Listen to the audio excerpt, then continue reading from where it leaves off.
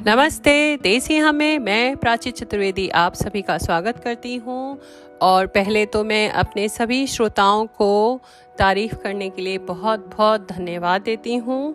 और ऐसे ही मैं आपके लिए अलग अलग कहानियाँ लाती रहूँ, ऐसी कामना करिए। आज एक अलग कहानी आपके लिए लाई हूँ, आशा करती हूँ आपको पसंद आएगी। दुनिया भर में वैसे तो अलग अलग रामायण प्रचलित हैं, पर ज़्यादातर लोगों ने रामायण की जानकारी रामलीला देखकर, जो कि नवरात्रों में होती थी, ली। शारदीय नवरात्रों में लोग अपने पूरे परिवार के साथ शाम को रामलीला देखने जाते थे, क्योंकि पुराने समय में उस समय घर घर में टेलीविज़न भी नहीं था। मुझे मेरे पिताजी द्वारा ज्ञात हुआ कि वह भी जब छोटे थे तो हर कॉलोनी में रामलीला ग्राउंड में रामलीला लोग देखने जाते थे।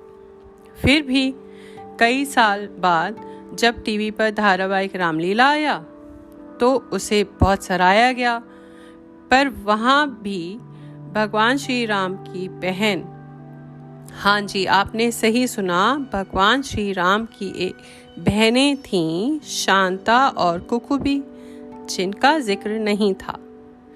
ये मुझे एक नई चीज़ पता चली, जो कि मुझे लगता है काफ़ी श्रोताओं को नहीं पता होगा, क्योंकि ज़्यादातर लोगों को जानकारी जो धारावाहिक रामायण है उसको देख कर ली है, और या फिर रामलीला देख कर ली है।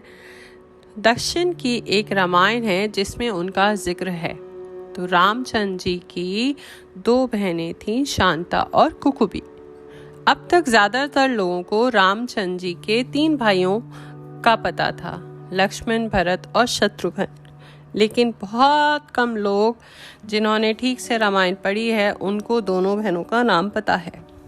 देवी कुकुबी के बारे में तो कहीं भी कोई कहानी नहीं है, कोई कथा नहीं है, पर देवी शांता चारों भाइयों में सबसे बड़ी थी, ऐसा पता चला। शांता राजा दशरथ और माँ कौशल्या की पुत्री थी, लेकिन पैदा होने के कुछ वर्षों बाद कुछ कारणों से राजा दशरथ ने शांता को अंग देश के राजा रोमपद को दे दिया था। भगवान राम की बहन का पालन पोषण राजा रोमपद और उनकी पत्नी वर्षिनी ने किया, जो कि महारानी कौशल्या की बहन थी, अर्थात राम जी की मौसी। इस संबंध में 3 कथाएं प्रचलित हैं।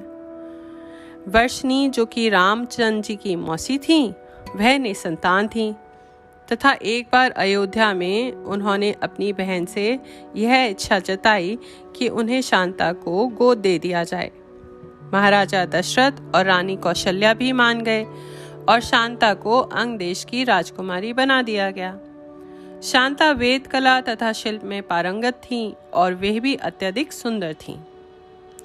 दूसरी कथा के अनुसार शांता जब पैदा हुई तब अयोध्या में अकाल पड़ा और 12 वर्षों तक धरती धूल धूल हो गई।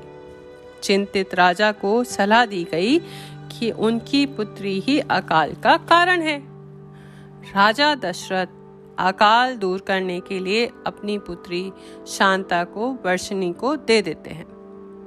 उसके बाद कभी अयोध्या नहीं बुलाया, क्योंकि उन्हें लगा वही अकाल का कारण है और वह अकाल से सदा डरते रहे, और उन्हें इसी कारणवश अपनी किसी भी संतान को यह नहीं बताया। शांता का विवाह महर्षि विभांडक के पुत्र रिंग ऋषि से हुआ। एक बार एक ब्राह्मण अपने क्षेत्र में फसल की पैदावार के लिए मदद करने के लिए राजा रोमपेद के पास गया, तो राजा ने उसकी बात पर ध्यान नहीं दिया। अपने भक्तों की बेइज्जती पर गुस्साए इंद्रदेव ने बारिश नहीं होने दी उस राज्य में, जिस वजह से वहां पर भी सूखा पड़ गया। तब राजा रिंग ऋषि को यज्ञ करने के लिए बुलाते हैं। यज्ञ के बाद भारी वर्षा हुई।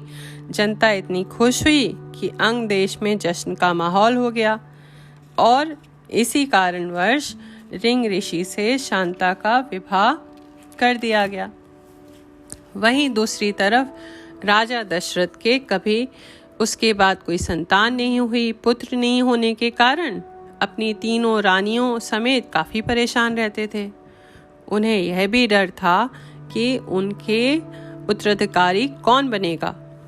इसी चिंता मुक्ति के लिए गुरु वशिष्ठ ने उन्हें सलाह दी कि आप अपने दामाद रिंग ऋषि से पुत्र श्रेष्ठी यज्ञ करवाएं। दशरथ ने उनके मंत्री की सलाह पर महान ऋषियों को बुलाया और रिंग ऋषि को भी बुलवाया। रिंग ऋषि पुण्य आत्मा थे, वह जहाँ पांव रखते यश हो जाता। राजा दशरथ ने उन्हें यज्ञ करने को कहा तो उन्होंने अस्वीकार किया।